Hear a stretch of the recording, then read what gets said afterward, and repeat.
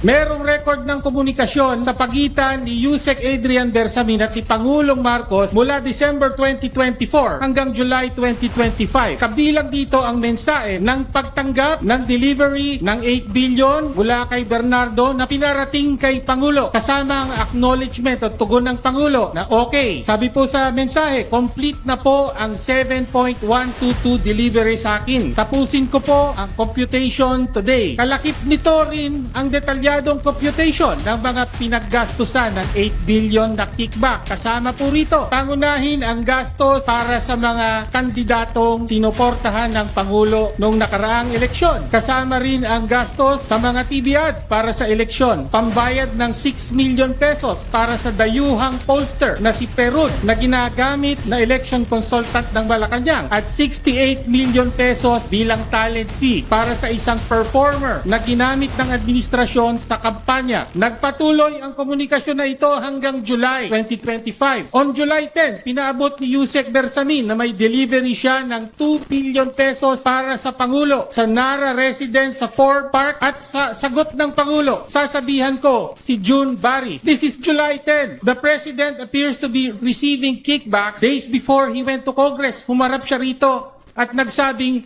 mahiya naman kayo. Bukod kay Yusek Bersamin, may kopya po ng record ng komunikasyong ito si Congressman Leandro Libiste at pinarating sa amin. Sa ilan sa aming mga kasapian dito, kasama si Congressman Erice, hawak din ito ng isang LGU official. Sa madaling sabi, may malakas na ebidensya sa aligasyon na may alam ng Pangulo ang corruption sa flood control. Direktang lumahok siya at tumanggap siya ng kickback mula rito.